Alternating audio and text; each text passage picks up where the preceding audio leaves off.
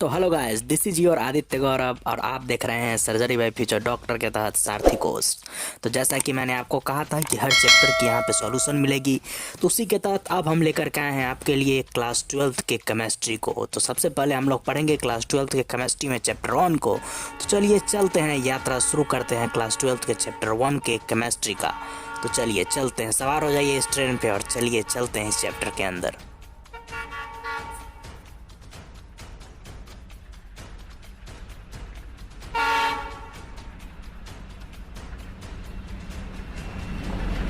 तो सबसे पहली बात, इस वीडियो में हम सॉलिड्स को एटॉमिक और मॉलिक्यूलर लेवल में स्टडी करने वाले हैं।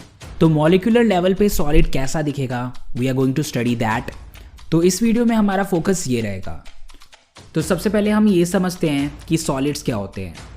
तो इसको हम एटॉमिक लेवल, मॉलिक्यूलर लेवल पे देखते हैं। तो मैंने ये ड्रॉ कर दिए सॉलिड्स के दो मॉलिक्यूल्स। अब क्योंकि ये एक सॉलिड है तो इन दोनों मॉलिक्यूल्स के बीच में बहुत ही ज़्यादा अट्रैक्शन होगा। लिक्विड और गैस के मुकाबले सॉलिड्स के मॉलिक्यूल में बहुत ज़्यादा अट्रैक्शन होता है and we call this strong intermolecular attraction. तो फिर इनके मॉलिक्यूल्स के बीच में जो अट्रैक्शन होता है उसे हम कहते हैं intermolecular attraction and that is strong. अब क्योंकि इन दोनों के बीच में अट्रैक्शन हो रहा है, उस कारण से इन दोनों के बीच में डिस्टेंस भी बहुत ही कम होगा। सो इन दोनों के बीच में जो डिस्टेंस होता है उसे हम कहते हैं इंटर मॉलिक्यूलर डिस्टेंस और ये डिस्टेंस होता है शॉर्ट। तो इसमें होगा इंटर मॉलिक्यूलर डिस्टेंस शॉर्ट। तो सॉलिड्स के एटम्स के बीच में बहुत ही ज़्यादा अट्रैक्शन होता है जिसके कारण से वो बहुत ही क्लोज होते हैं as compare to liquid and gas. So ये है हमारी पहली चीज़। अब इसमें जो एटम्स हैं वो इधर उधर रैंडमली मूव नहीं करते। गैसेस में एटम्स इधर उधर रैंडमली मूव कर सकते हैं बट सॉलिड्स के एटम अपने ही पोजीशन पे रहते हैं। ज़्यादा से ज़्यादा इनमें ये हो सकता है कि ये वाइब्रेट होंगे। They will vibrate about their mean position. ये एक ही जगह रह के ऑसिलेट करेंगे but it will not move. तो ये है हमारा सॉलिड। तो सॉलिड एटॉमिक और मॉलिक्यूलर लेवल पे इस तरीके का दिखता है। अब सॉलिड्स में हमारे पास तीन कैटेगरीज आती हैं। First is crystalline, second is amorphous and third is polymorphs. So let's study each of them one by one. तो सबसे पहले है crystalline solids. So here we have our crystalline solid. अब इसमें ये होता है कि सारे atoms एक particular arrangement में होते हैं। तो हमारे solids में जितने भी atoms हैं वो एक particular arrangement में हैं and that arrangement will keep on repeating on and on. वो अरेंजमेंट बार बार रिपीट होता रहेगा। ये है मेरा एक बेसिक सा ज्योमेट्रिकल पैटर्न। अब हर एक कॉर्नर पे एक एक एटम्स लगे हुए हैं। तो इस तरीके से हमारे एटम्स अरेंज्ड हैं and this is a fixed pattern. अब यही पैटर्न बार बार रिपीट होते रहेगा। तो क्रिस्टलाइन सॉलिड्स में एक फिक्स्ड स्ट्रक्चर होता है बट अमॉर्फस सॉलिड में ऐसा नहीं होता। So our next is amorphous solid. Amorphous solid में एटम्स एक रेगुलर पैटर्न में अरेंज्ड नहीं होते हैं, दे आर अरेंज्ड रैंडमली। पर ऐसा नहीं है कि एमॉर्फस सॉलिड में कोई पैटर्न नहीं होगा। एमॉर्फस सॉलिड में भी पैटर्न्स होते हैं but that pattern will break after a short range. थोड़े से ही टाइम के बाद वो पैटर्न ब्रेक हो जाएगा। तो क्रिस्टलाइन सॉलिड होता है हमारा बिल्कुल फिक्स्ड पैटर्न में और एमॉर्फस सॉलिड होता है रैंडम। अब क्रिस्टलाइन सॉलिड और एमॉर्फस सॉलिड में एक और डिफरेंस होता है and that is melting point. So let's say कि मेरे पास एक क्रिस्टलाइन सॉलिड है, उसे मैं मेल्ट करने की कोशिश कर रहा हूँ। तो मेल्ट करना क्या होता है? मेल्ट होता है सॉलिड को लिक्विड फॉर्म में चेंज करना। सो हम सॉलिड को हीट अप करते हैं और उसके कारण से वो लिक्विड फॉर्म में चेंज होता है। सो मेरा जो क्रिस्टलाइन सॉलिड है, जब मैं उसे मेल्ट करूँगा तो इसका एक सर्टेन मेल्टिंग पॉइंट होगा। It will change at a particular temperature. Let's say हमारे पास एक क्रिस्टल सॉलिड है और वो 300 डिग्री सेल्सियस पे मेल्ट होता है, तो वह उसी पर्टिकुलर टेम्परेचर पे मेल्ट होता है।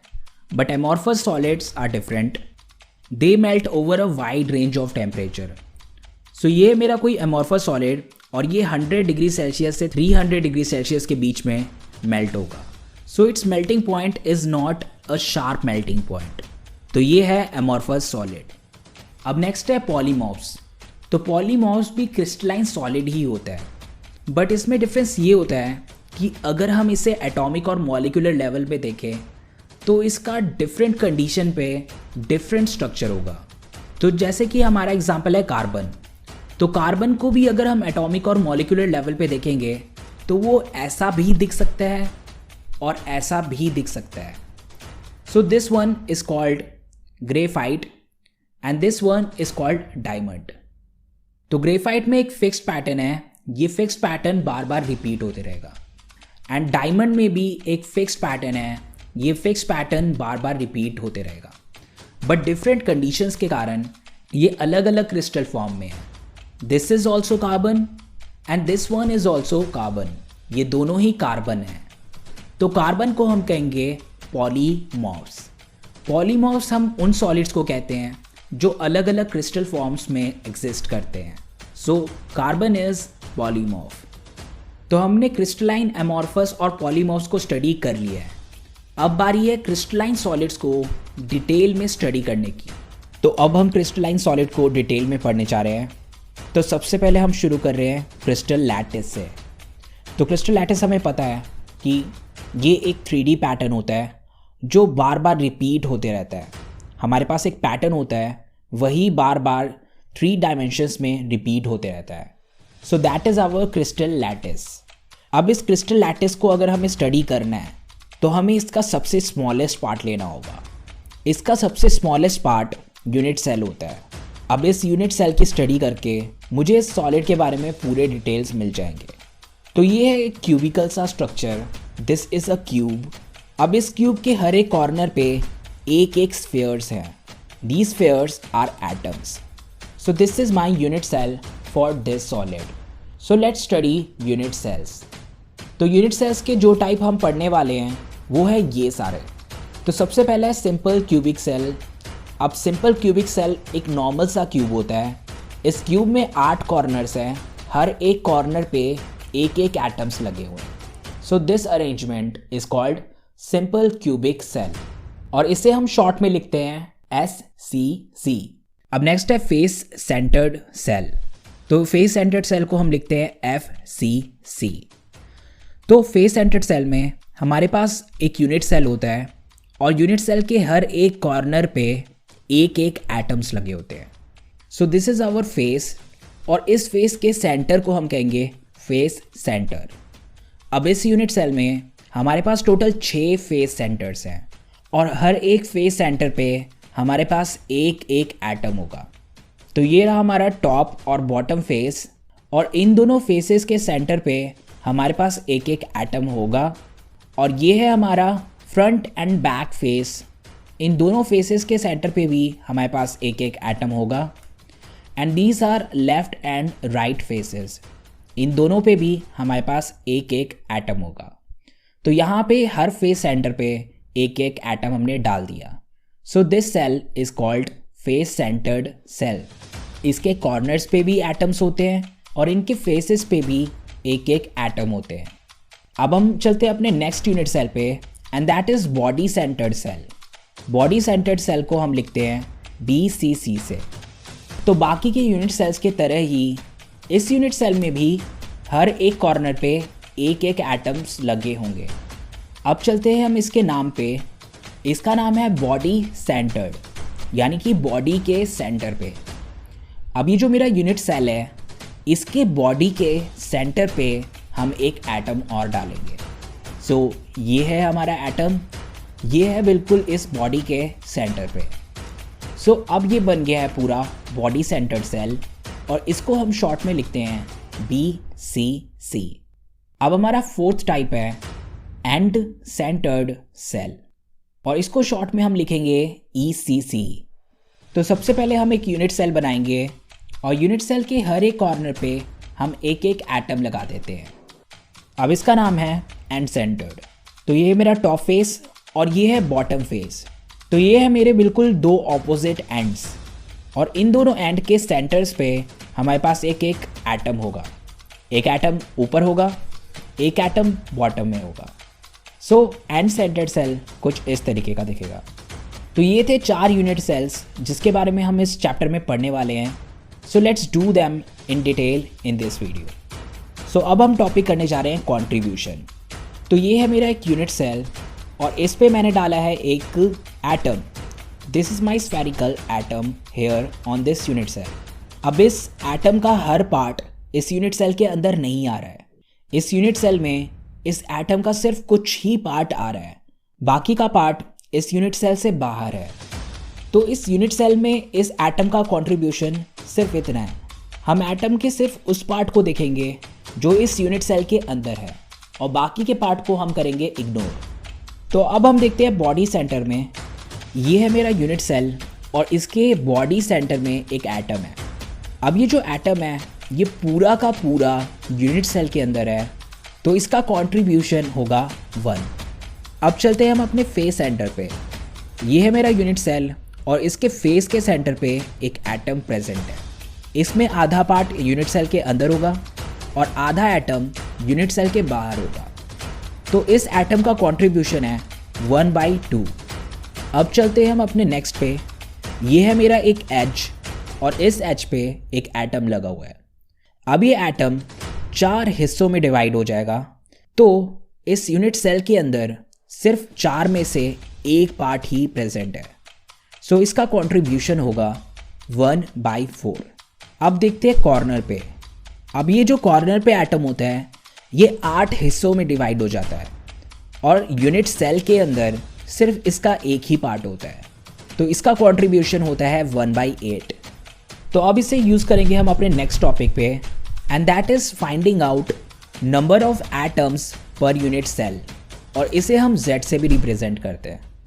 तो सिंपल क्यूबिक सेल क्या होता है, बॉडी सेंटर्ड सेल क्या होता है, फेस सेंटर्ड सेल क्या होता है, ये हमने पहले ही डिस्कस कर लिया है। अब हम कैलकुलेट करेंगे number of atoms per unit cell और इस चीज़ को हम Z से डिनोट करते हैं। तो ये है मेरा सिंपल क्यूबिक सेल। अब सिंपल क्यूबिक सेल में हमारे पास 8 कॉर्नर्स होते हैं और हर कॉर्नर पे एक एक एटम लगा हुआ है। तो इसका मतलब ये है कि इसमें टोटल 8 एटम्स लगे हैं। पर हमें ये देखना है कि इस यूनिट सेल के विद इन सिर्फ यूनिट सेल के अंदर कितने एटम्स हैं। So that is our aim. तो हमें पता है कि जो भी कॉर्नर पे एटम्स होते हैं उनका कंट्रीब्यूशन होता है 1/8। हमारे पास यहाँ पे 8 एटम्स हैं और हर एटम कॉर्नर पे है और कॉर्नर पे है तो उनका कंट्रीब्यूशन है 1/8। So we will multiply 8 × 1/8। तो इसका आंसर आया 1। तो भले ही यहाँ पे 8 एटम्स लगे हों कॉर्नर पे, बट यूनिट सेल के अंदर ये सिर्फ एक एटम्स के बराबर है। तो सिंपल क्यूबिक सेल के लिए हमारा Z है 1। अब चलते हैं हम अपने बॉडी सेंटर्ड सेल में। तो बॉडी सेंटर्ड सेल के बारे में हमें पता है कि उसके कॉर्नर्स पे एटम्स लगे होते हैं और उसके बॉडी सेंटर पे एटम लगे होते हैं। तो कॉर्नर के लिए अभी हमने कैलकुलेट किया, कॉर्नर पे होते 8 एटम्स और हर एक एटम का कंट्रीब्यूशन होता है 1/8। तो इनका ओवरऑल कंट्रीब्यूशन है 1। अब इसके बाद है हमारे पास बॉडी सेंटर। बॉडी के सेंटर में जो एटम है वो पूरा का पूरा इस यूनिट सेल के अंदर है, तो उसका कंट्रीब्यूशन है 1। तो इस यूनिट सेल के अंदर कितने एटम हैं? तो कॉर्नर वालों के कारण एक एटम और बॉडी सेंटर वाले के कारण एक एटम, तो इसमें ओवरऑल हैं 2 एटम। तो बॉडी सेंटर्ड सेल के लिए हमारा Z होगा 2। अब चलते हम अपने नेक्स्ट पे, and that is face centred cube. तो फेस सेंटर्ड क्यूब के हर एक कॉर्नर पे हमारे पास एटम्स होते हैं, उनका कंट्रीब्यूशन होगा 1 एटम के इक्विवेलेंट। तो वो चीज़ तो हमें पता है ही।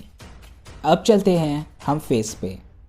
तो इसके पास 6 फेसेस हैं और फेस वाले एटम्स का कंट्रीब्यूशन होता है 1/2। सिर्फ इनका आधा पार्ट ही यूनिट सेल के अंदर होता है। तो फेस के 6 एटम्स इसमें कितना कंट्रीब्यूट कर रहे होंगे? तो इसे हम कैलकुलेट करेंगे 6 × 1/2। So this is equal to 3। तो फेस सेंटर्ड एटम के कारण इसमें टोटल 3 एटम्स आ रहे हैं।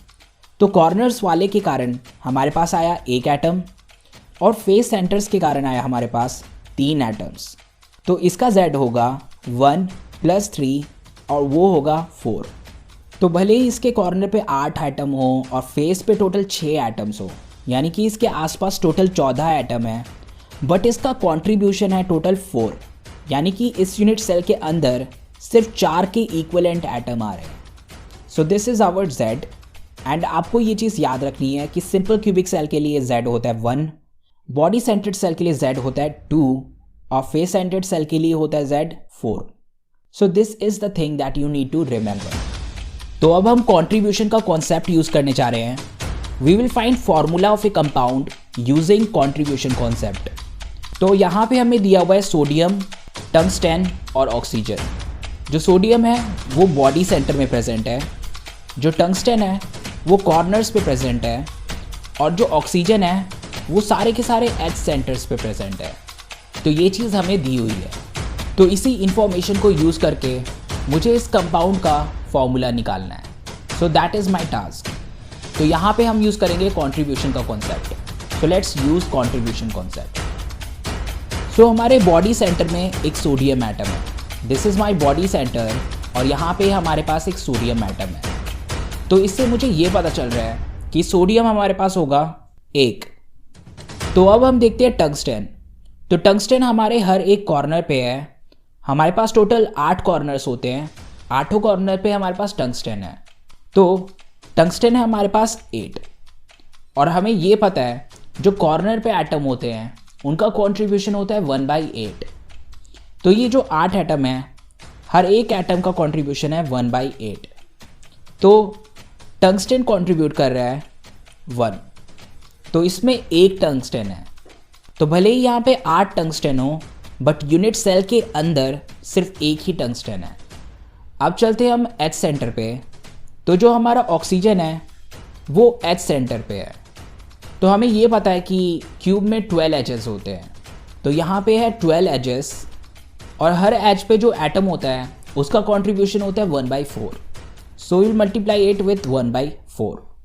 तो ऑक्सीजन होगा 3, तो सोडियम हुआ 1, टंगस्टन हुआ 1 और ऑक्सीजन हुआ 3। तो इसको हम इस तरीके से लिख सकते हैं NaWO3। तो ये हो गया इस कंपाउंड के लिए हमारा फॉर्मूला। अब चलते हम दूसरे एग्जाम्पल पे। अब हमें एक कंपाउंड दिया है जिसमें सोडियम और क्लोरीन है और हमें इसका फॉर्मूला निकालना है। तो जो सोडियम है वो हमारे सारे कॉर्नर्स पे है और सारे के सारे फेसेस पे है, और जो क्लोरीन है वो एच सेंटर्स पे है और वो बॉडी सेंटर पे है। तो इस इंफॉर्मेशन को यूज़ करके मुझे ये पता लगाना है कि इसका फॉर्मूला क्या होगा। तो जो हमारा सोडियम है वो सारे के सारे कॉर्नर्स पे है और सारे के सारे फेसेस पे है। This is my unit cell. इसमें टोटल 8 कॉर्नर्स होते हैं और जो कॉर्नर वाले एटम होते हैं उनका कंट्रीब्यूशन होता है 1/8। तो कॉर्नर वाले एटम होंगे हमारे पास टोटल 8 × 1/8 यानी कि 1। अब बारी है फेसेस की। तो यूनिट सेल में टोटल 6 फेसेस होते हैं। So will write 6। और हमें ये पता है जो फेस पे एटम होते हैं उनका कंट्रीब्यूशन होता है 1/2। So will multiply this with 1/2। तो ये आ जाएगा 3। तो मेरे पास कॉर्नर पे है एक एटम और फेस पे है 3 एटम, यानी कि मेरे पास है टोटल 4 एटम। तो इस यूनिट सेल के अंदर सोडियम के सिर्फ 4 एटम हैं। अब चलते हैं हम क्लोरीन पे। तो जो क्लोरीन है वो एच सेंटर्स पे है। तो हमें पता है कि क्यूब में होते हैं टोटल 12 एजेस। तो हमने लिख दिया 12। जो एच पे एटम होते हैं उनका कंट्रीब्यूशन होता है 1/4। तो इसे हमने मल्टीप्लाई कर दिया 1/4 से। तो इसे कट करने पे हमें मिलेगा 3। अब देखते हैं हम बॉडी सेंटर पे। तो बॉडी सेंटर पे जो एटम होता है वो होगा एक पूरा का पूरा एटम। सो बॉडी सेंटर के कारण है कंट्रीब्यूशन 1। तो क्लोरीन के हमारे पास 3 एटम है एच सेंटर के कारण और एक एटम है बॉडी सेंटर के कारण। तो क्लोरीन के हमारे पास है टोटल 4 एटम। तो सोडियम है हमारे पास टोटल 4 और क्लोरीन भी है हमारे पास टोटल 4। अब ये 4 से 4 कट जाएगा and we will get NaCl। तो सोडियम और क्लोरीन से हमें मिलेगा NaCl। सो ये था हमारा एक और एग्जाम्पल। अब चलते हम अपने नेक्स्ट टॉपिक पे। तो अब हम इस टॉपिक में यूनिट सेल को स्टडी करने वाले हैं। We are going to study geometry of unit cell. तो हमारे पास यूनिट सेल के ये सारे टाइप्स होते हैं, simple cubic cell, body centered cell and face centred cell. तो ये है मेरे 3 यूनिट सेल्स और अब हम इनकी ज्योमेट्री को स्टडी करने वाले हैं। सो सबसे पहले हम करते हैं सिंपल क्यूबिक सेल से। तो ये है मेरा एक सिंपल क्यूबिक सेल, इसके 8 कॉर्नर्स हैं, 8 कॉर्नर पे एक एक एटम लगा हुआ है। So this is a simple cubic cell. अब ये जो यूनिट सेल का एज है, ये है इसके एजेस, और जो ये एज है उसका लेंथ है ए हम कहते हैं यूनिट सेल के एज को। So this is our first thing. अब ये है मेरे एटम्स, हर कॉर्नर पे हमारे पास एक एक एटम्स लगे हुए हैं और इन एटम्स का होगा एक रेडियस। सो ये मैंने ड्रॉ किया हुआ एटम, ये है इसका radius and r is equal to radius of atom. तो ये है हमारी दूसरी चीज़। और तीसरी चीज़ है डिस्टेंस बिटवीन नियरेस्ट एटम। तो नियरेस्ट एटम्स के बीच में जो डिस्टेंस होता है उसको हम कहते हैं distance between nearest atom. So d is equal to distance between nearest atom. तो हमारे को अब इन तीनों के बीच में रिलेशन देखना है, हमें a, d और r इन तीनों के बीच में रिलेशन निकालना है। तो सबसे पहले हम एक एज को पकड़ते हैं, दिस इज माई एज। तो ये है मेरा यूनिट सेल, इसके कॉर्नर पे एटम्स लगे हुए हैं। तो मैंने ये एटम्स को थोड़ा स्मॉल बनाया है, बट ये एटम्स बड़े होंगे, ये एटम्स इतने छोटे नहीं होंगे, ये एटम्स बड़े होंगे। और ये एटम्स के बीच में इतना गैप नहीं होगा, इन एटम्स के बीच में डायरेक्ट कॉन्टैक्ट होगा। रियलिटी में ये एटम्स काफ़ी बड़े होंगे और ये एटम्स एक दूसरे के डायरेक्ट कॉन्टैक्ट में होंगे। तो ये कुछ ऐसा होगा। अब यहाँ पे हमने एटम्स इतना स्मॉल और इन दोनों के बीच में गैप इतना दिया हुआ है, वो इसलिए because we have to demonstrate it. But reality में क्या होगा, ये एटम्स काफ़ी बड़े होंगे, ये सारे एटम्स काफ़ी बड़े होंगे और इनके बीच में कॉन्टैक्ट होगा। तो ये है मेरा एक एज और इस पे लगे हुए 2 एटम्स बिल्कुल एंड्स पे। तो इसको अगर हम रियलिटी में ड्रॉ करें तो ये है मेरा एक एटम, ये है मेरा दूसरा एटम, इन दोनों के बीच में कोई भी गैप नहीं होगा। ये गैप हमने इसलिए बनाया है because we have to demonstrate it, that's why we have made a gap. But यहाँ पे कोई गैप नहीं होगा, ये दोनों बिल्कुल कॉन्टैक्ट में होंगे इस तरह से। तो ये है इसका सेंटर, ये है इसका सेंटर, इन दोनों को हम जोड़ देते हैं। अब इस सेंटर से लेके इस सेंटर के बीच में जो डिस्टेंस होगा वो होगा हमारा यूनिट सेल का edge. This is my a, this is my unit cell's edge, this is that thing. अब ये दोनों जो एटम्स हैं इनका कुछ रेडियस होगा और रेडियस क्या है, r। तो यहाँ से लेके यहाँ तक का डिस्टेंस r और यहाँ से लेके यहाँ तक का डिस्टेंस r। सो ये है मेरे 2 एटम्स और उनका रेडियस है स्मॉल r। अब यहाँ से मुझे रिलेशन मिल जाएगा a और r के बीच में। तो यहाँ पे आप देख सकते हो कि जो मेरा a है वो r प्लस r के बराबर है। So a is equal to r plus r। तो ये आ गया 2r। तो मेरा जो यूनिट सेल का एज है that is equal to 2 times of radius of atom.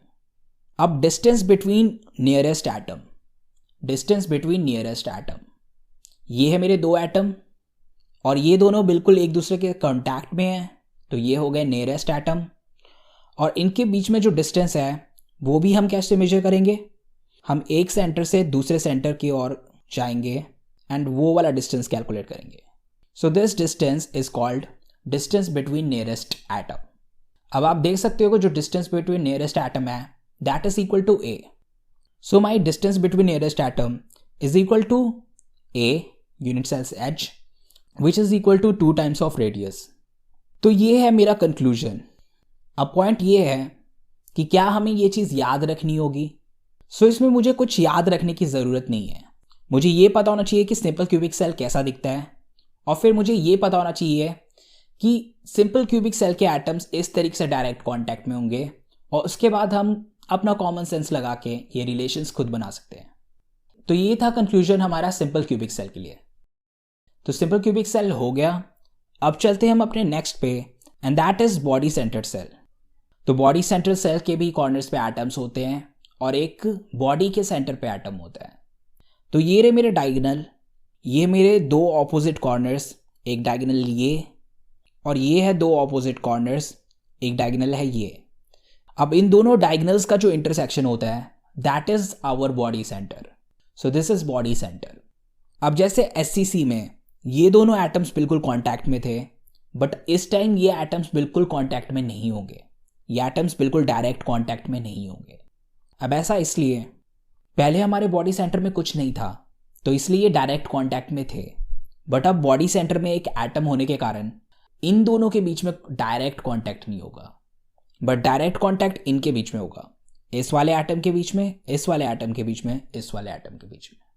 ये तीनों एटम डायरेक्ट कांटेक्ट में होंगे, बट ये जो बाकी के एटम्स हैं, ये एज वाले एटम्स, ये डायरेक्ट कांटेक्ट में नहीं होंगे। तो इस पॉइंट को मैं कह देता हूँ A, इस पॉइंट को मैं कह देता हूँ B, और इस पॉइंट को मैं कह देता हूँ C। AB में बिल्कुल डायरेक्ट कांटेक्ट होगा एंड BC में हमारे पास ये दो एटम्स होंगे और AC एज इट इज। तो इस चीज़ को हम ड्रॉ करके देखते हैं। तो ये होगा कुछ ऐसा, this chain, this is my AB। तो ये रहे मेरे दो कॉर्नर वाले एटम्स, ये है मेरा बॉडी सेंटर वाला एटम, और ये है BC। एक एटम इधर, एक एटम इधर, एक एटम इधर, एक एटम इधर, पर इनके बीच में डायरेक्ट कांटेक्ट नहीं होगा। एंड ये है AC, ये वाला एटम A, ये वाला एटम C, इन दोनों के बीच में है AC। So this is that. तो BC का मुझे पता है कि BC होगा A, this is unit sales H। तो BC हो गया A।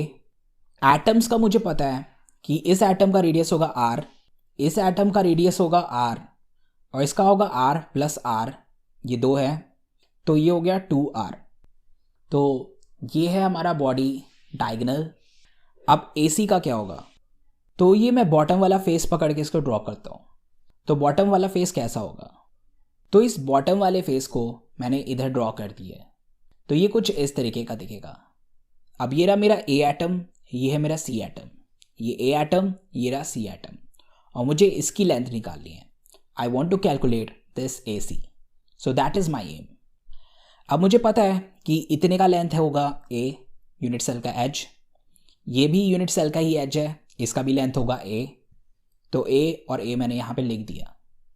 अब इसको मैं नाम दे देता हूँ D। तो हमें पता है कि यहाँ पे हम पाइथागोरस थ्योरम लगा सकते हैं, इस वाले पार्ट पे हम पाइथागोरस थ्योरम लगा सकते हैं। सो इसका होगा AC is equal to under root AD square plus DC square. So that is Pythagoras theorem. Pythagoras theorem को यूज करके मैं हाइपोटेन्यूज का लेंथ निकाल सकता हूँ। So that is my Pythagoras theorem. अब यहाँ पे AD की वैल्यू है A और DC की वैल्यू है A। So A square plus A square 2A square, और इसको सॉल्व करने पे आंसर आएगा अंडर रूट 2A। सो हमारे AC की वैल्यू आ गई अंडर रूट 2A। तो मैं AC की वैल्यू यहाँ पे लिख देता हूँ अंडर रूट 2A। अब यहाँ पे भी मैं सेम ही काम करूँगा। अब इस पार्ट में भी मैं पाइथागोरस थ्योरम लगाऊंगा। तो हमारा हाइपोटेन्यूज AC आ गया अंडर रूट 2A। अब इसको मैंने यहाँ पे लिख दिया। अब यहाँ पे भी हमें सेम ही काम करना है। अब हम यहाँ पे पाइथागोरस थ्योरम लगा सकते हैं, और यहाँ पे पाइथागोरस थ्योरम लगाने के बाद हमें A और R के बीच में रिलेशन मिल जाएगा BCC के लिए। So let's do it. तो पाइथागोरस थ्योरम होता है AB square is equal to BC square plus AC square. So this is my Pythagoras theorem. अब जो AB है that is equal to R plus 2R plus R, that is equal to 2R plus R 3R, 3R plus R 4R।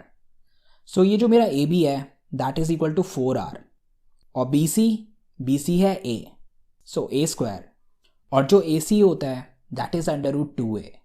So AC is under root 2A का whole square. तो इसको अब हम solve करते हैं, और यहाँ से हमें मिलेगा R और A के बीच में relation. So this is 4R square, ये है A square, under root 2A का होल स्क्वायर होगा 2A स्क्वायर, और इन दोनों को ऐड करने पे हमें मिलेगा 3A square.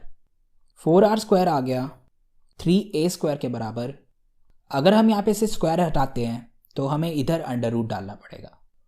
So it will become 4R is equal to under root 3A square. अब इस चीज़ को अगर आप आगे सॉल्व करोगे तो ये आ जाएगा under root 3a. So 4r is equal to under root 3a. So it will be r is equal to under root 3/4a. तो मैंने 4 इधर शिफ्ट कर दिया, तो उसके कारण मुझे मिला under root 3/4a. So that is relation between radius of atom and unit sales h. सो ये था बेसिक सा मैथ्स. So it's done. अब आता है डिस्टेंस बिटवीन नियरेस्ट एटम. तो हमें दो सबसे नियरेस्ट एटम देखने हैं. ये दोनों atom, these are nearest atom. इतना पार्ट होगा हमारा r और इतना पार्ट है r. इसे मैं इस तरीके से ड्रॉ कर लेता हूँ.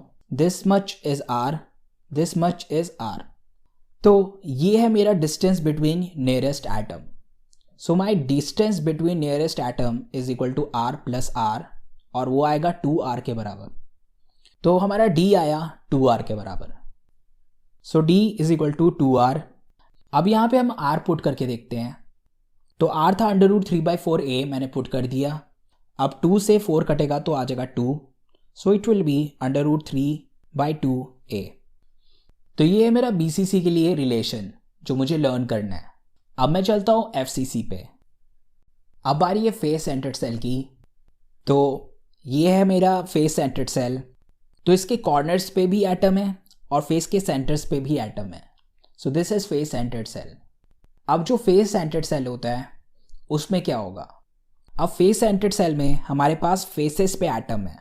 तो इस एटम और इस एटम और इस एटम, इन तीनों एटम के बीच में डायरेक्ट कांटेक्ट होगा, बट इनके बीच में डायरेक्ट कांटेक्ट नहीं होगा. सो इसको मैं ड्रॉ करके देखता हूँ. तो ये मैंने एक फेस ले लिया है और इसको मैंने इस तरीके से ड्रॉ कर दिया है. ये है कॉर्नर के एटम्स और ये है एक फेस सेंटर वाला एटम. अब इसको मैं और एक्सटेंड करके ड्रॉ करता हूँ. तो ये मेरा AC और ये रहा CD और ये रहा AD. AC CD AD. अब इसका रेडियस होगा R, इसका भी रेडियस होगा R, और R प्लस R 2R. अब यहाँ पे हम देखते हैं, ये है मेरा यूनिट सेल का H, ये भी मेरा यूनिट सेल का H. यूनिट सेल के H का लेंथ होता है A. तो ये हमें पता है. अब हम इस पे लगाएंगे Pythagoras theorem. So let's use Pythagoras theorem. So Pythagoras theorem is equal to AC square is equal to CD square plus AD square. अब जो AC है वो होगा R plus 2R plus R, यानी कि 4R. जो CD है that is A, so A square. AD है वो भी A है, so A square. So A square plus A square is equal to 2A square. तो हमारे पास आया 4R square is equal to 2A square. अब मैं ये स्क्वायर हटाऊंगा तो यहाँ पे आएगा अंडर रूट, और इसे सॉल्व करूंगा तो मुझे मिलेगा अंडर रूट 2A, और 4 को इधर शिफ्ट कर दूंगा तो मुझे मिलेगा अंडर रूट 2/4a. जो 4 है उसे मैंने लिख दिया 2 × 2. अभी जो अंडर रूट 2 है वो इस 2 से जाएगा तो हमें मिलेगा under root 2. So R is equal to A/2 under root 2. तो ये है मेरा रेडियस और यूनिट सेल के H के बीच में रिलेशन. अब हम देखते हैं ये चीज़, डिस्टेंस बिटवीन नियरेस्ट एटम. तो ये है मेरे दो नियरेस्ट एटम. इसका रेडियस R, इसका भी रेडियस R, और इन दोनों के बीच में जो डिस्टेंस होगा that is distance between nearest atom. So D is equal to 2R. तो बिल्कुल पिछले वाले की तरह ही R की वैल्यू यहाँ पे पुट कर देते हैं. 2 से 2 गया तो हमें मिलेगा A/अंडर रूट 2. सो मेरा जो D है that is equal to under root 2. अब मैंने फेस सेंटर्ड सेल के लिए ये रिलेशन निकाले. तो अब हम इस चीज़ को कंक्लूड करते हैं. तो सिंपल क्यूबिक सेल के लिए हमारे पास ये रिलेशन आए, BCC के लिए हमारे पास ये रिलेशंस आए, और FCC के लिए हमारे पास ये रिलेशंस आए. तो अगर आपको यूनिट सेल का एज दिया हुआ है तो उससे यूज़ करके आप रेडियस ऑफ एटम निकाल सकते हो. You can find out radius of atoms and distance between nearest atom. So ये है अल्टीमेट कंक्लूजन जो आपको काफ़ी जगह काम आएंगे. सो दैट इज़ डन. अब चलते हैं हम आगे. अब आ रही है डेंसिटी ऑफ यूनिट सेल की. तो ये है मेरा एक यूनिट सेल और मैं इसकी डेंसिटी निकालूंगा. तो डेंसिटी का फॉर्मूला मुझे पता है. डेंसिटी का फॉर्मूला होता है मास अपॉन वॉल्यूम. अब क्योंकि हम यूनिट सेल की डेंसिटी निकाल रहे हैं, तो जो मुझे मास चाहिए वो होना चाहिए मास ऑफ यूनिट सेल, और जो हमें वॉल्यूम चाहिए वो वॉल्यूम भी हमें चाहिए यूनिट सेल का। तो हमें पहले मास ऑफ यूनिट सेल निकालना है और फिर वॉल्यूम ऑफ यूनिट सेल निकालना है। फिर उन दोनों को जब हम डिवाइड करेंगे तब हमें मिलेगा डेंसिटी ऑफ यूनिट सेल। तो ये है मेरा एक यूनिट सेल और ये है इसके एटम्स। तो मैंने एक एटम यहाँ पे ड्रॉ कर दिया है और ये रहा इस एटम का radius r। r is radius of this atom. तो जितने भी यहाँ पे एटम्स लगे हुए हैं उनका रेडियस है small r। And next thing is a, this is unit cell's edge. तो ये हमें पता है कि जितने भी एजेस हैं उनका लेंथ है a। तो सबसे पहले हम इस यूनिट सेल का मास निकालते हैं। अब इस यूनिट सेल का जो मास है वो किसके कारण होगा? वो होगा एटम्स के कारण। तो इसमें जितने भी एटम्स हैं उनके कारण इसका मास होगा। So the first thing is that mass is because of atoms. तो एक एटम का जो मास है उसको मैं कह देता हूं स्मॉल m। पर हमारे पास अलग अलग कंडीशन में अलग अलग केस होगा। सिंपल क्यूबिक सेल में हमारे पास ओवरऑल 1 एटम होते हैं, बट BCC में हमारे पास 2 एटम्स होते हैं और FCC में हमारे पास 4 एटम्स होते हैं। तो ये है number of atoms per unit cell. तो इसे हम Z से डिनोट करेंगे।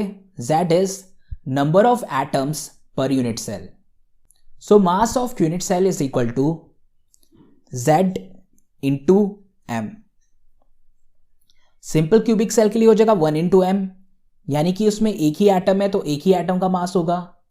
BCC में 2 एटम है तो ये हो जाएगा 2 इंटू M, और FCC में 4 एटम है तो ये हो जाएगा 4 into M। So mass of unit cell is equal to Z into M। तो ये चीज हम यहां पे लिख देते हैं। अब आगे आता है वॉल्यूम ऑफ यूनिट सेल। तो ये रहा मेरा यूनिट सेल और इसका वॉल्यूम क्या होगा? तो ये क्यूब है तो यूनिट सेल का वॉल्यूम क्या होगा? Volume of cube. So volume of unit cell is equal to volume of cube. So जो ये मेरा यूनिट सेल है वो एक क्यूब है और क्यूब के सारे एजेस बराबर होते हैं।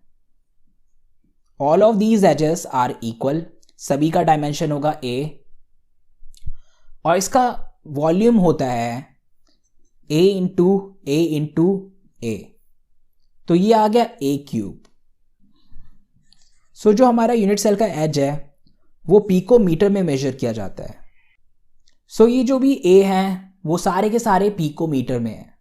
तो इसका यूनिट आ गया पिकोमीटर क्यूब।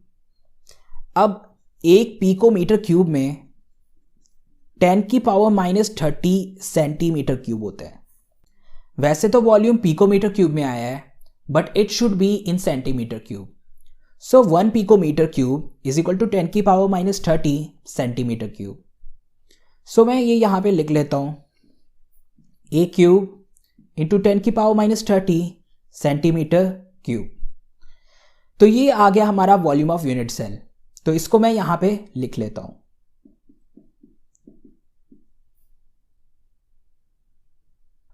अब ये जो मास है that is mass of 1 atom.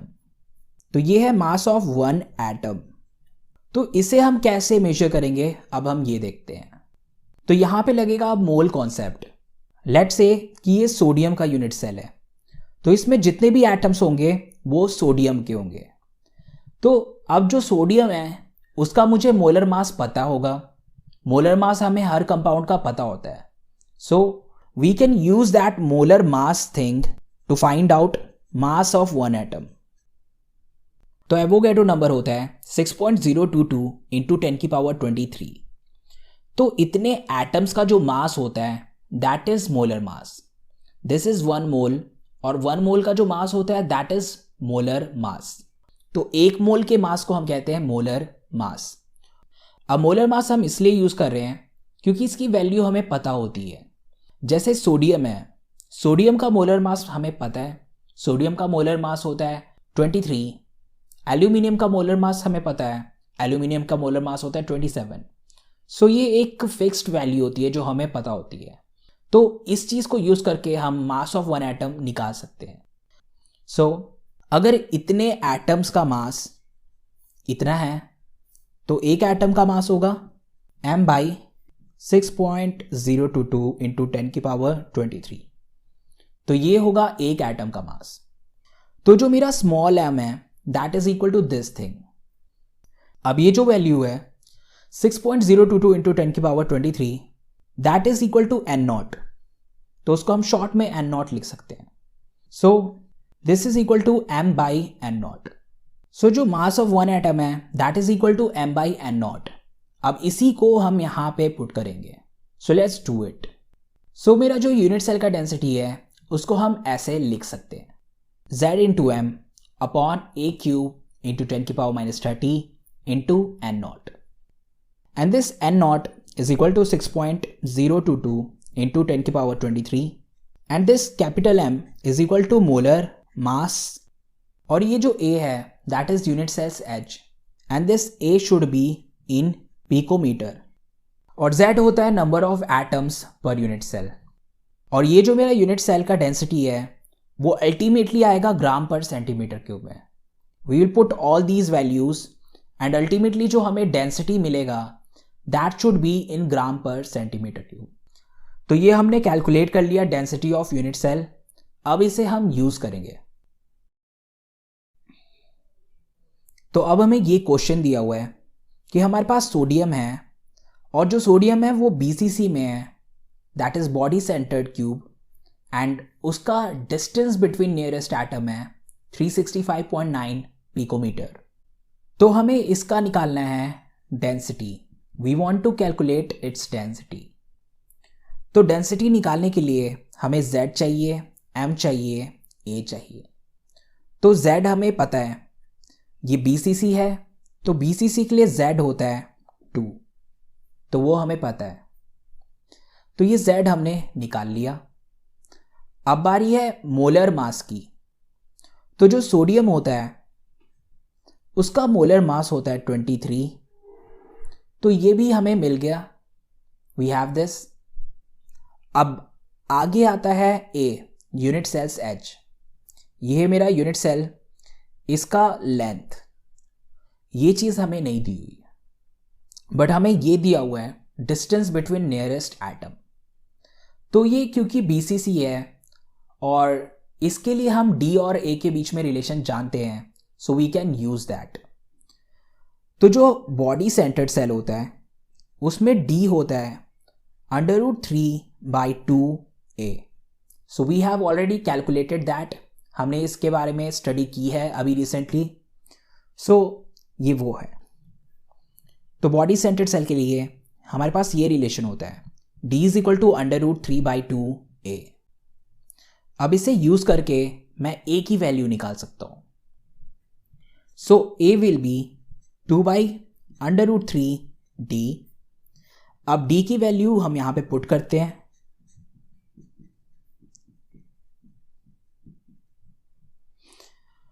अब √3 नीचे है तो इसे हमें रैशनलाइज करना पड़ेगा। तो √3 ऊपर मल्टीप्लाई करेंगे, √3 नीचे मल्टीप्लाई करेंगे and we will get 2√3/3 into 365.9 picometer. अब आगे हम इसे सॉल्व कर सकते हैं। ये जो √3 है वो होगा 1.732। सभी वैल्यू को पुट करने के बाद हम इसे मल्टीप्लाई डिवाइड करेंगे and we will get the answer. So A आ जाएगा हमारे लिए 422.5 picometer. So this is my unit sales H। तो ये चीज़ भी निकल गई और n0 हमें पता है n0 होता है 6.022 इंटू 10⁻23 तो वो भी हम पुट कर देंगे। So let's put all of these values and find unit cells density. So इसको अभी हम कैलकुलेट नहीं करेंगे, you can calculate it by yourself and इसका अल्टीमेटली आंसर आएगा 1.51 और हमें ये पता है कि जो डेंसिटी होता है उसका अल्टीमेट यूनिट आता है gram per centimetre cube. So this density should be gram per centimetre cube. तो मेरे इस यूनिट सेल की डेंसिटी होगी 1.51 ग्राम per centimetre cube. So this is done. अब चलते हम अपने नेक्स्ट क्वेश्चन पे। तो यहाँ पे हमें नाइओबियम का यूनिट सेल दिया हुआ है और नाइओबियम की डेंसिटी होती है 8.55, मोलर मास इसका होता है 92.9 U और ये बीसीसी स्ट्रक्चर होता है। तो बीसीसी स्ट्रक्चर के लिए हमें पता है कि उसमें 2 एटम्स होते हैं, सो इसका Z होगा 2। और हमारा एम ये है कि मुझे यहाँ पे यूनिट सेल से एज निकालना है। I want to find length of this unit cell. तो ये चीज़ कैसे करेंगे, लेट्स सी।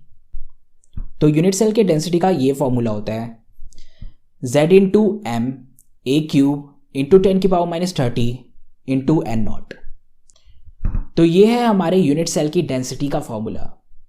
अब हमें वैल्यूज़ दी हुई हैं, हम यहाँ पे एक एक करके सारी वैल्यूज़ डालते हैं। तो हमने सारे के सारे वैल्यू पुट कर दिए हैं। अब हम इसे सॉल्व करना शुरू करते हैं। We want to find out a, so a cube को हम इधर ले जाते हैं और बाकी सारी वैल्यूज़ को इधर ले आते हैं। तो ए क्यूब की वैल्यू ये आ गई। So a cube is this thing. तो इस चीज़ को आप सॉल्व कर लेना, we are not going to do that here, but इसका आंसर आएगा 3.61 इंटू 10⁻7। तो इसको सॉल्व करने के बाद हमें ये मिल रहा है। यू कैन सी कि यहाँ पे क्यूब है, तो इस क्यूब को सॉल्व करने के लिए हमारे को यहाँ पे इसका क्यूब रूट करना होगा। तो सबसे पहले तो मैं इसे इस तरीके से लिख लेता हूँ। तो इसे मैंने इस तरीके से इसलिए लिखा क्योंकि यहाँ पे 10⁻7 लिखा हुआ था। तो 7 का क्यूब रूट करना मुश्किल है, बट यहाँ पे 10⁻6 है और इसका क्यूब रूट करना आसान है। So we changed it into this form. मैंने इसे इस फॉर्म से इस फॉर्म में चेंज कर लिया। अब हम इसका क्यूब रूट निकालना शुरू करेंगे। तो इसका क्यूब रूट करने के बाद जब मैं ये क्यूब यहाँ पे ले जाता हूँ तो यहाँ पे क्यूब रूट आएगा और क्यूब रूट के कारण ये आ जाएगा 36.15 की पावर 1/3। ये इसका क्यूब रूट है। और जब हम 10⁻6 का क्यूब रूट करेंगे तो यहाँ पे भी आएगा 10⁻6 इंटू 1/3। तो 3 से 6 जाएगा और फाइनली हमें मिलेगा 2। तो ये चीज़ क्यूब रूट से तो सॉल्व हो गई, बट बचा ये पार्ट। तो इस पार्ट को हम कैसे निकालेंगे, that is the main thing. तो इस चीज़ के लिए हमें लॉग यूज़ करना पड़ेगा। So now let's use it. तो इसको मैं x लिख लेता हूँ। सबसे पहले मैं ये x को पूरा अच्छी तरीके से सॉल्व करता हूँ। सो माई x इज 36.1 का क्यूब रूट। तो इस चीज़ को सॉल्व करने के लिए मुझे यहाँ पे लॉग लगाना पड़ेगा। Log x, log of this thing. अब लॉग में रूल ये होता है log xn is equal to n log x। तो ये है log का रूल। तो ये जो पावर है इसको मैं बाहर निकाल सकता हूं।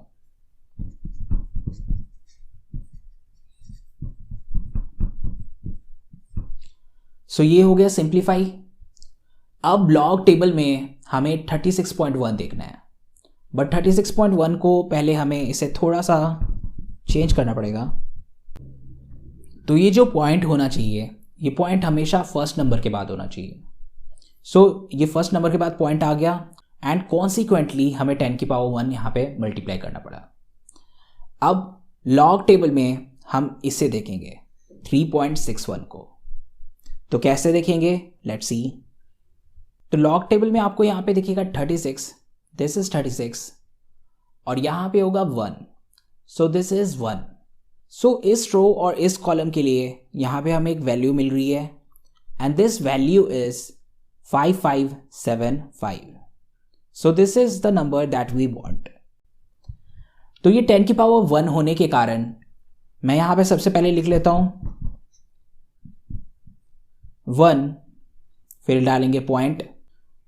सो लॉग टेबल से इसके लिए हमें मिला 5575। सो लेट्स राइट इट डाउन। तो इसे सॉल्व करने पे हमें मिलेगा 0.519।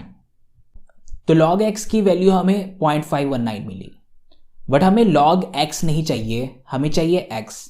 We want value of x, we want this thing. तो इसके लिए अब हमें log हटाने के लिए यहां पे एंटी लॉग करना पड़ेगा। So x is equal to anti log 0.519। तो जब मैं 0.519 का एंटी लॉग करूंगा तो मुझे फाइनली x की वैल्यू मिल जाएगी। Will get value of this thing. तो अभी हमें इसका एंटी लॉग भी करना है। तो ये 0.519 ये इसी फॉर्मेट में होना चाहिए। फर्स्ट नंबर शुड बी 0, फिर उसके बाद point and then this number. तो हम एंटी लॉग टेबल में 51 और 9 का इंटरसेक्शन देखेंगे। We will see this row and this column. तो यहाँ पे जो हमें वैल्यू मिलेगी दैट इज आवर आंसर। तो यहाँ पे हमें मिल रहा है 3304। तो इसका ये मतलब है कि इसे हम लिखेंगे 3.304। तो x की वैल्यू है 3.304। तो ये था लॉग और एंटी लॉग। इसे इस तरीके से कैलकुलेट करते हैं। तो जो मैंने आपको रूल्स बीच में बताए हैं आप उनका ध्यान रखो, फिर बाद में लॉग टेबल में देखो, then you will get the answer.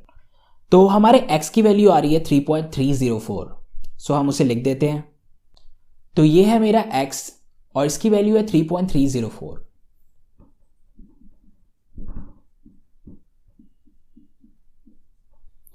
तो मैंने लिख दिया 3.304। अब 10 की पावर 2 के साथ इसे मल्टीप्लाई कर देते हैं। तो a आ गया 330.4 और it should be in picometer. तो नाइओबियम के लिए हमारे यूनिट सेल का एज का लेंथ होगा 330.4 पिकोमीटर। और स्टेप्स क्या हैं वो आपने देख लिए। तो अब हमारा नेक्स्ट टॉपिक है वॉइड्स। तो वॉइड्स क्या होता है? तो ये है मेरे कुछ एटम्स। अब इस एटम के बीच में ये एक वेकेंट पोर्शन है। This vacant portion is called void. अब ये है मेरे पास 3 एटम्स। तो तीनों को मैं इस वॉइड में डाल के देखता हूँ। So let's see the first case. ये वाला जो एटम है ये इस वॉइड से छोटा है तो वो इस वॉइड में फिट आ गया। ये वाला एटम इस वॉइड में एकदम एग्जैक्टली फिट आ रहा है तो ये भी फिट आ गया। बट ये जो एटम है ये इस वॉइड से ज़्यादा बड़ा है तो वो इस वॉइड में फिट नहीं आएगा। अब इस वॉइड का भी एक साइज होता है and that is called radius. अगर उस रेडियस के विद इन हमारा एटम हो तो फिट आ जाएगा। बट अगर एटम का रेडियस इस वॉइड से ज़्यादा हुआ तब वो फिट नहीं आएगा। So that is our next thing. तो अब हम करने जा रहे हैं radius ratio rule. Radius ratio rule हम यूज़ करते हैं अपने वॉइड्स का टाइप पता लगाने के लिए। क्या मेरा वॉइड ट्रायंगुलर वॉइड है, टेट्राहेड्रल है या ऑक्टाहेड्रल है। So we can find out with this radius ratio value. ये रेडियस रेशियो की हम वैल्यू निकालते हैं और उससे हमें पता लगता है कि हमारे पास वॉइड कैसा होगा। तो अब हम करने जा रहे हैं रेडियस रेशियो रूल। तो ये है मेरा एक ऑक्टाहेड्रल अरेंजमेंट। इसमें जितने भी एनायंस हैं वो ऑक्टाहेड्रली अरेंज्ड हैं। दिस इज माई 6 एटम्स, वो ऑक्टाहेड्रल अरेंजमेंट में है। और इसके बीच एक होगा वॉइड स्पेस, इसके बीच होगा एक वेकेंट स्पेस और उस वेकेंट स्पेस में एक कैटायन फिट आ सकता है। So this is my cation with positive sign. ये है हमारे वॉइड वाले स्पेस में। सो ये है एक बेसिक सा डेमोन्स्ट्रेशन। तो यहाँ पे मैंने अपने कैटायन और एनायन दोनों को ड्रॉ किया हुआ है। So this is my cation and this is anion. जो कैटायन होता है वो एनायन से काफ़ी ज़्यादा छोटा होता है। So this is cation, this is anion. अब इसका कुछ रेडियस होगा और इसका भी कुछ रेडियस होगा। तो कैटायन के रेडियस को हम कह देते हैं आर पॉजिटिव, एनायन के रेडियस को हम कह देते हैं आर नेगेटिव। तो रेडियस रेशियो का क्या मतलब होता है, यानी कि रेडियस का रेशियो। तो रेडियस रेशियो को मैं शॉर्ट में आर लिख देता हूँ and it will be equal to radius of cation upon radius of anion. तो ये है इन दोनों के रेडियस का रेशियो। अब ये चीज़ हमें कहाँ पे काम आएगी? तो ये चीज़ हमें ये पता लगाने में काम आएगी कि जो हमारा वॉइड है वो कौन से डिज़ाइन में है। हम कैटायन टू एनायन का रेशियो निकालेंगे और उससे जो हमें वैल्यू मिलेगी उससे मुझे पता चलेगा कि जो हमारा वॉइड है वो ट्रायंगुलर वॉइड है या टेट्राहेड्रल वॉइड है या ऑक्टाहेड्रल वॉइड है। So that is what we are going to do. तो अगर मेरा रेडियस रेशियो 0.155 से लेके 0.225 के बीच में है तो हमारा वॉइड होगा ट्रायंगुलर वॉइड। ये मेरे एनायन इस तरीके से जुड़े हैं और इसके बीच में जो वॉइड है दैट इज ट्रायंगुलर वॉइड। तो ये है हमारी पहली चीज़। अगर 0.155 से लेके 0.225 तक रेडियस रेशियो आ रहा है हमारा, तो इसका मतलब ये हुआ कि जो वॉइड है दैट इज़ ट्रायंगुलर वॉइड। अगर हमारा रेडियस रेशियो 0.225 से 0.414 के बीच में आ रहा है, तो उसका मतलब ये होगा कि जो मेरा वॉइड है वो वॉइड होगा टेट्राहेड्रल वॉइड। तो टेट्राहेड्रल कैसा स्ट्रक्चर होता है? टेट्राहेड्रल ऐसा होता है। तो ये रहे मेरे सारे एटम्स, ये रहे 4 एटम्स, 3 नीचे ट्रायंगुलर फॉर्म में और एक ऊपर एंटीना की तरह। तो ये 4 एटम्स हैं और इसके बीच में जो वेकेंट स्पेस है that is my tetrahedral void. तो ये वही स्ट्रक्चर है। ये 3 एटम्स है, एक एटम ऊपर है और इसके बीच में हमारे पास एक वेकेंट स्पेस है जहाँ पे हम कैटायन डाल रहे हैं, दिस थिंग। तो ये है मेरा टेट्राहेड्रल वॉइड। तो ये जो भी वैल्यूज़ हैं हमें लर्न करनी है। अब चलते हैं हम नेक्स्ट पे। तो यहाँ पे मेरा जो रेडियस रेशियो है दैट इज़ बिटवीन 0.414 एंड 0.732। अगर हमारा रेडियस रेशियो 0.414 से लेके 0.732 के बीच में आ रहा है, तो इसका मतलब ये हुआ कि मेरे पास ऑक्टाहेड्रल वॉइड होगा। तो ऑक्टाहेड्रल स्ट्रक्चर हमें पता है कि ऑक्टाहेड्रल में हमारे पास इस तरीके से 4 एटम्स होते हैं, एक एटम ऊपर होता है और एक एटम नीचे होता है। So this is octahedral structure और इसके बीच में जो वॉइड होता है दैट इज ऑक्टाहेड्रल वॉइड। अब इसी चीज़ को हमने इस तरीके से ड्रॉ किया है। ये रहा मेरा ऑक्टाहेड्रल अरेंजमेंट। ये मेरे सारे एनायंस हैं, ये आसपास अरेंज्ड हैं, 4 इधर, एक एनायन होगा ऊपर, एक एनायन होगा नीचे। तो ये है ऑक्टाहेड्रल अरेंजमेंट और इसके बीच में होगा ऑक्टाहेड्रल वॉइड और उसमें ये रहा मेरा कैटायन। तो ये है ऑक्टाहेड्रल वॉइड, ये होता है इस रेंज के बीच में। अब आप यहाँ पे देख सकते हो कि यहाँ पे एक इक्वल का साइन लगा हुआ है। ये इक्वल साइन ये शो कर रहा है कि अगर 0.414 रेडियस रेशियो आ रहा है तो वो इस रेंज में इंक्लूड होगा। So this equal value denotes that 0.414 is included. तो 0.414 और 0.414 से लेके 0.732 के बीच में जितनी भी वैल्यूज हैं that will be covered in octahedral void. अब रेडियस रेशियो अगर हमारा 0.732 या 0.732 से ज़्यादा हुआ तो उस केस में ये वाला वॉइड होगा, this is simple cubic void. तो ये एक सिंपल क्यूबिक स्ट्रक्चर होगा, ये है एक सिंपल क्यूबिक स्ट्रक्चर और इसके बीच में जो वॉइड होता है that is called simple cubic void. तो सबसे पहले हम रेडियस रेशियो निकालेंगे और उस रेडियस रेशियो की वैल्यू से हमें पता चलेगा कि हमारे पास कौन सा वॉइड होगा। So let's sum it up. तो सम अप करने के बाद हमारे पास ये आ रहा है 0.15 से 0.225 के बीच में हमारे पास आएगा ट्रायंगुलर वॉइड। 0.225 से 0.414 के बीच में हमारे पास आएगा टेट्राहेड्रल वॉइड। यहाँ पे आप ये देख सकते हो कि इक्वल साइन है। इक्वल साइन का मतलब कि अगर रेडियस रेशियो 0.225 आता है तो वो इस केस में लाई करेगा। यहाँ पे आप देख सकते हो यहाँ पे भी 0.225 लिखा हुआ है बट इसमें इक्वल का साइन नहीं है। तो अगर 0.225 आता है तो उसे हम इधर काउंट नहीं करेंगे, हम उसे इधर काउंट करेंगे। तो 0.225 से लेके 0.414 के बीच में जो है वो हमें देगा टेट्राहेड्रल वॉइड और 0.414 से 0.732 के बीच में जो है वो हमें देगा ऑक्टाहेड्रल वॉइड और 0.732 से लेके 1 के बीच में जो भी है that will give us simple cubic void. अब हम एक क्वेश्चन करके देखते हैं। तो मुझे कैटायन का रेडियस दिया हुआ है 88 पिकोमीटर, एनायन का रेडियस दिया हुआ है 200 पिकोमीटर। तो रेडियस रेशियो कैसे निकालते हैं? कैटायन और एनायन के रेडियस को डिवाइड करके। तो कैटायन है 88, एनायन है 200, तो इन दोनों को डिवाइड करने पे हमें मिलेगा 0.44। तो ये आ गया रेडियस रेशियो। तो ये जो 0.44 है वो इस रेंज में लाई करता है। 0.44, 0.414 से लेके 0.732 के बीच में लाई करता है। So this is that case और इसके लिए जो वॉइड होता है दैट इज ऑक्टाहेड्रल वॉइड। अब मुझे पूछा जा रहा है कोऑर्डिनेशन नंबर क्या होगा। तो ऑक्टाहेड्रल किस तरीके का होता है? ऑक्टाहेड्रल ऐसा होता है, ये होता है कैटायन, बाकी सब है anion. This is octahedral arrangement. अब आप ये देख सकते हो कि ये जो कैटायन है इसके आसपास 6 एटम्स हैं, इसके सराउंडिंग नेबर पे हैं 6 एटम्स। तो इन एटम्स को काउंट करने पे हमें मिलेगा कोऑर्डिनेशन नंबर। अब क्योंकि ये 6 है तो इसका कोऑर्डिनेशन नंबर होगा 6। So this question is done. अब चलते हैं हम आगे। अब हम टॉपिक करने जा रहे हैं स्टैकिंग पैटर्न। तो स्टैकिंग का मतलब आपको पता होगा, जैसे हम प्लेट्स को स्टैक करते हैं वैसा ही स्टैक करना। तो सबसे पहले हम देखते हैं ये वाला। इसमें सारे के सारे एटम्स एक लाइन में अरेंज्ड हैं। So this is linear arrangement. अब यही वाला पैटर्न मैं डायरेक्टली इसके बिलो डालते रहूँगा और उससे मुझे ये एक पैटर्न मिल रहा है। This pattern is called square close packing.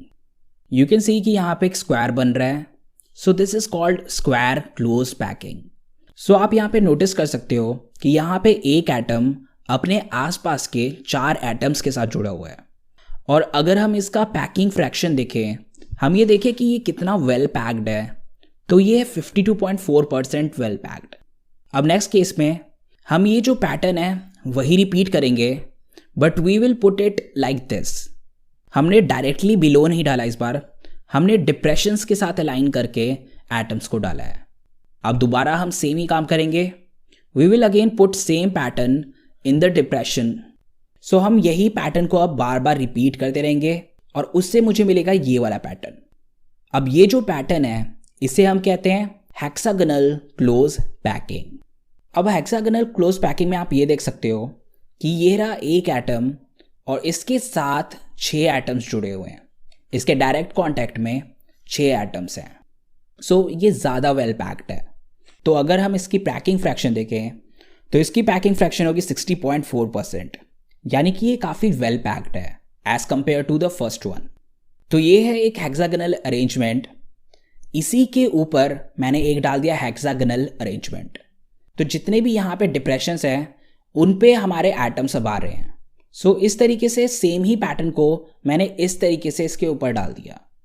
अब आप यहाँ पे देख सकते हो कि ये जो पोर्शन है, this portion is tetrahedral arrangement. अब वो कैसे? ये रहे मेरे 3 एटम और उसके ऊपर एक ये है एटम। तो ये हो गए 4 एटम और ये है टेट्राहेड्रली अरेंज्ड और ये वाला वॉइड है टेट्राहेड्रल वॉइड। इसे हम एक्स से डिनोट कर देते हैं। तो ये सारे एक्स हैं हमारे टेट्राहेड्रल अरेंजमेंट। अब हम देखते हैं यहाँ पे ये रहे 3 एटम और उसके ऊपर है ये 3 एटम्स। ये 3 एटम, ऊपर भी 3 एटम, तो टोटल हो गए 6 एटम। और अगर इसे हम टिल्ट करके ड्रॉ करेंगे then these 6 atoms will be octahedrally arranged. So इसके बीच में जो void होगा वो होगा octahedral void. So look at this portion. ये जो void होगा ये void होगा octahedral void. ये भी होगा octahedral void. ये भी होगा octahedral void. तो ये सारे हैं octahedral voids.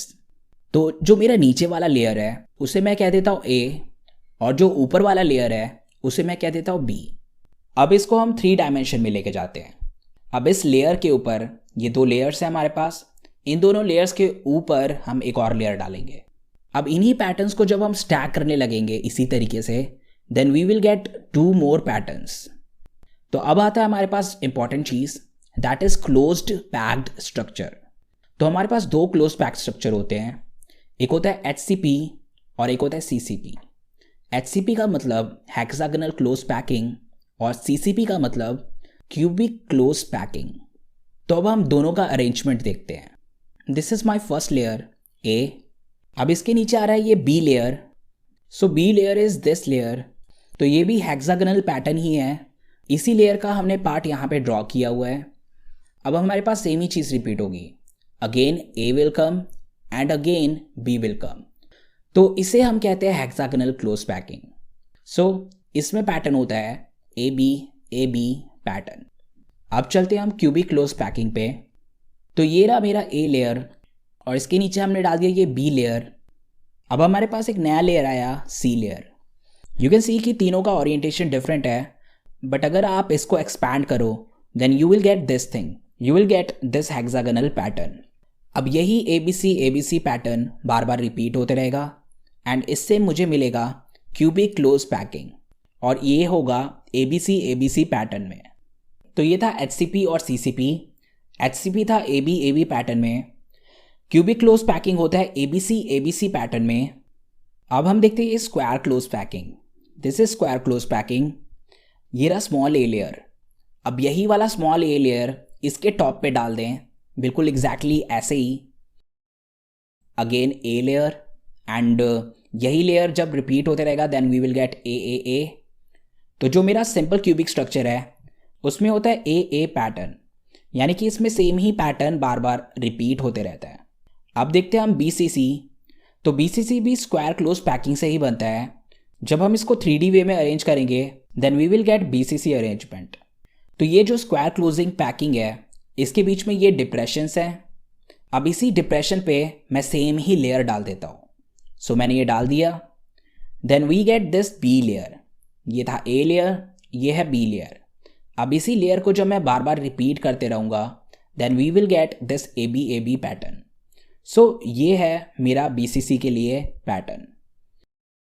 तो जितने भी स्टैकिंग पैटर्न्स हैं वो हमने देख लिए। अब चलते हैं हम आगे। अब हम करने जा रहे हैं नंबर ऑफ वॉइड्स वाला कॉन्सेप्ट। अब नंबर ऑफ वॉइड्स वाले कॉन्सेप्ट से मुझे ये पता चलेगा कि मेरे पास कितने टेट्राहेड्रल वॉइड्स हैं और कितने ऑक्टाहेड्रल वॉइड्स हैं। सो यहाँ पे मुझे ये कॉन्सेप्ट काम आता है। तो ये चीज़ करेंगे हम क्लोज्ड पैक स्ट्रक्चर के लिए। ये नंबर ऑफ वॉइड्स वाला जो मैं टॉपिक बताने जा रहा हूँ that is valid for closed pack structure, यानी कि HCP और CCP के लिए। अभी जो मेरे CCP और HCP होते हैं that is equivalent to face centred cell. वो हमारे फेस सेंटर्ड सेल की तरह ही होते हैं। जैसे फेस सेंटर्ड सेल में टोटल 4 एटम होते हैं यूनिट सेल के अंदर, उसी तरीके से CCP और HCP में भी 4 एटम्स के इक्वलेंट होगा। So number of atoms per unit cell in CCP and HCP is equal to 4। Let's say कि मेरे पास टोटल n एटम्स है, we have this much atoms. तो इसमें वॉइड्स कितने होंगे, इसमें टेट्राहेड्रल वॉइड्स कितने होंगे, इसमें ऑक्टाहेड्रल वॉइड्स कितने होंगे। सो इसमें टेट्राहेड्रल वॉइड्स होंगे ट्वाइस ऑफ n। तो इसमें जितने एटम्स हैं उसका 2 गुना इसमें वॉइड होगा। और कौन सा वाला वॉइड, टेट्राहेड्रल वॉइड। और ऑक्टाहेड्रल वॉइड्स कितने होंगे, ऑक्टाहेड्रल वॉइड होगा n। तो जितने एटम्स हैं उतने ही ऑक्टाहेड्रल वॉइड्स हैं।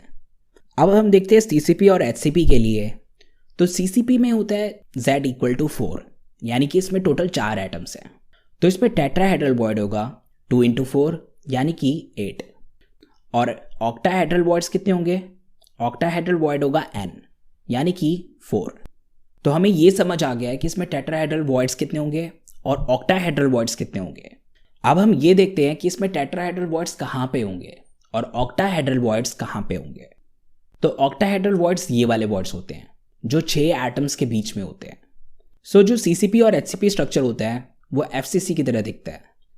तो ये आप बॉडी सेंटर देखो, तो बॉडी सेंटर में ये फेसेस वाले हमारे पास 6 एटम्स डायरेक्ट कांटेक्ट में हैं। तो यहाँ पे जो वॉइड होगा that will B octahedral void. तो एक बॉडी सेंटर में हो गया हमारे पास ऑक्टाहेड्रल वॉइड। अब हम देखते हैं एजेस पे। So let's see this diagram. तो ये 2 एजेस वाले एटम, ये 2 फेसेस वाले एटम और ये 2 फेसेस वाले एटम। तो ये हैं 6 एटम्स और इसके बीच में जो वॉइड आएगा that will B octahedral void. So you can see कि ये ऑक्टाहेड्रल वॉइड कहाँ पे है, ये है एजेस पे। तो यहाँ पे टोटल 12 एजेस हैं, तो 12 के 12 एजेस पे हमारे को ऑक्टाहेड्रल वॉइड मिलेगा। तो ऑक्टाहेड्रल वॉइड है बॉडी सेंटर में और एजेस में।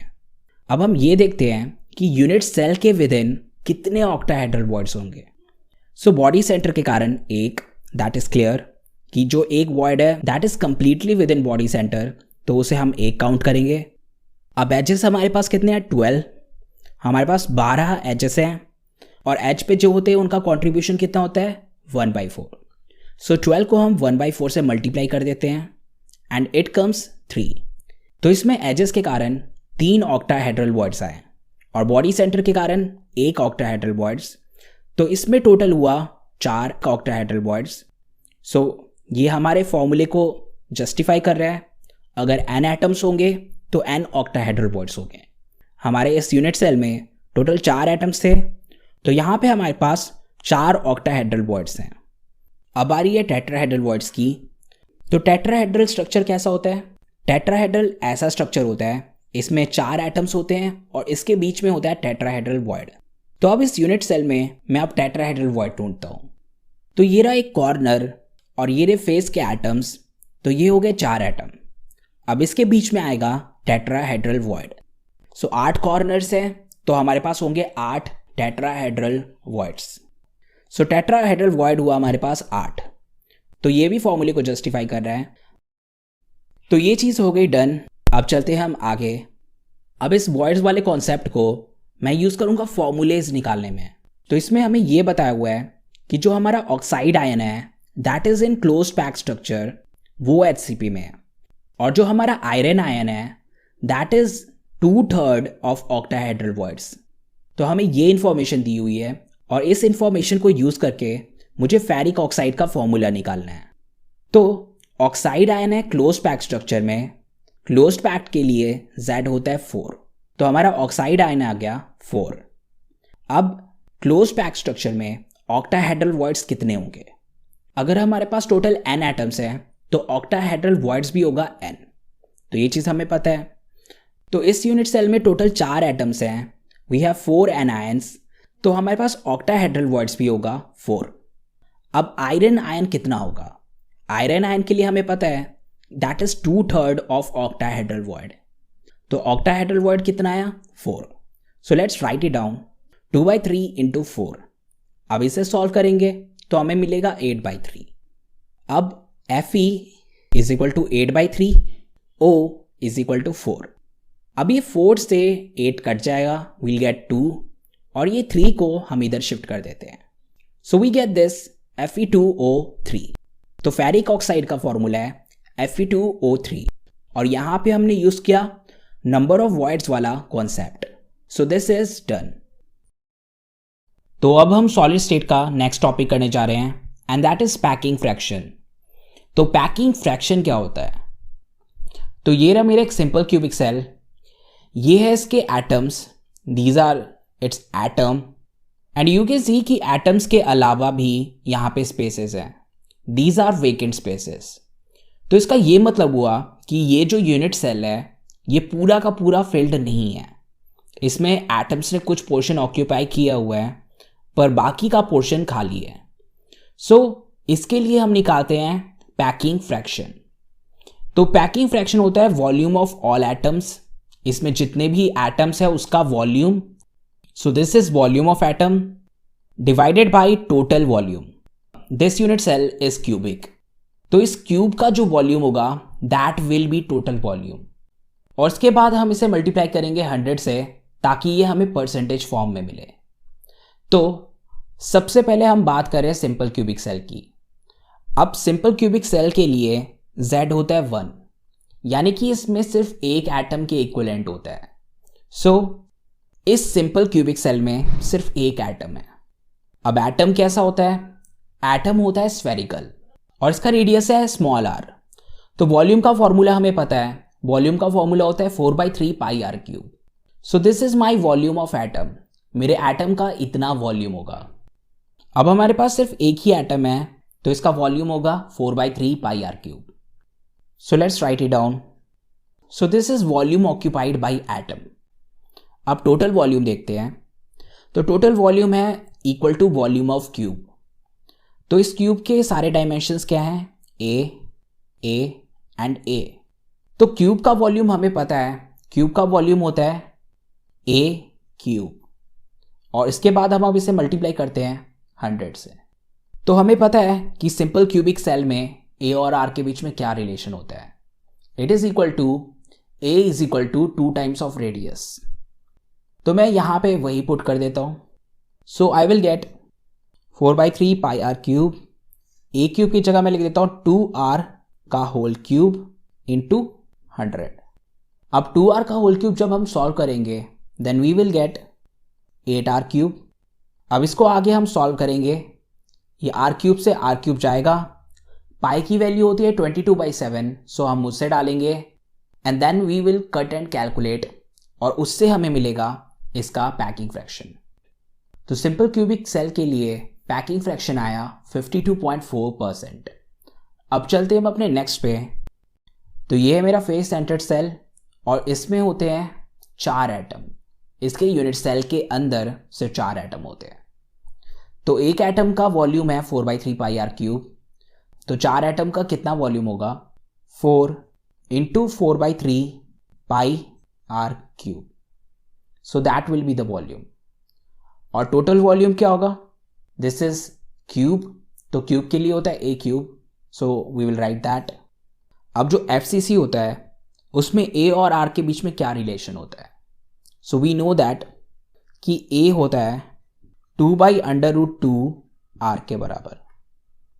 सो we will put that here और साथ में हम मल्टीप्लाई करेंगे 100. तो 2 का क्यूब करेंगे तो आएगा 8, √2 का क्यूब करेंगे तो आएगा 2/√2. तो 8 into 2/√2 gives us 16/√2. So let's write it down. अब आर क्यूब से आर क्यूब गया, 16 से 16 गया, एंड पाई होता है 22/7. Will put that. अब इस √2 को कैसे सॉल्व करते हैं वो हमें पता है. जब नीचे √2 होता है तो हम उसे रैशनलाइज करते हैं. तो ऊपर भी √2 और नीचे भी √2 मल्टीप्लाई करेंगे, उससे हमें मिल जाएगा √2/2. तो पाई की वैल्यू होगी 22/7. वी नो दैट √2 की वैल्यू होती है 1.44, तो हम उसे डाल देंगे. एंड इस चीज़ को पूरा कैलकुलेट करने के बाद हमें मिलेगा 74%. तो FCC के लिए हमारा पैकिंग फ्रैक्शन आया 74%. अब हम देखते हैं BCC के लिए. अब ये है मेरा बॉडी सेंटर्ड सेल, और बॉडी सेंटर्ड सेल के लिए मुझे पता है कि उसके लिए Z होता है 2 के बराबर, यानी कि उसमें 2 के इक्विवेलेंट एटम होता है. तो एक एटम का वॉल्यूम है 4/3 पाई आर क्यूब, तो 2 एटम्स का वॉल्यूम होगा 2 इंटू 4/3 पाई आर क्यूब. अब टोटल वॉल्यूम कितना है? टोटल वॉल्यूम हमें पता है ए क्यूब इंटू 100. अब ए और आर के बीच में रिलेशन क्या होगा इसमें? We are doing it for BCC. तो BCC के लिए हमने ऑलरेडी किया हुआ है. A is equal to 4R/√3. तो यही चीज़ अब मैं यहाँ पे पुट करूँगा. तो अब इसे हम सॉल्व कर सकते हैं. I will not do that here. √3 की वैल्यू होती है 1.73, तो वो आप पुट कर लेना एंड में. तो इस चीज़ को आप जब पूरा सॉल्व कर लोगे देन इट विल कम 68%. तो BCC के लिए हमारा पैकिंग फ्रैक्शन आया 68%. तो अब इसे हम सम अप करके लिखते हैं. सिंपल क्यूबिक सेल के लिए हमारा पैकिंग फ्रैक्शन आया 52.4%. FCC के लिए हमारा पैकिंग फ्रैक्शन आया 74%, और BCC में हमारा पैकिंग फ्रैक्शन आया 68%. तो हमें ये पता चल रहा है कि FCC सबसे ज़्यादा वेल पैक्ड है, एंड देन BCC, और सबसे एंड में simple cubic cell. So packing fraction से मुझे ये पता लगता है कि मेरा यूनिट सेल कितना वेल पैक्ड है. जैसे FCC के लिए मेरा 74% आया, तो पूरे यूनिट सेल में से 74% पोर्शन में एटम है, और बाकी के जो 26% है दैट इज वेकेंट. 74% फिल्ड है, 26% वेकेंट है. So this is packing fraction. So this was our last topic. हमने सॉलिड स्टेट के सारे टॉपिक्स कर लिए हैं.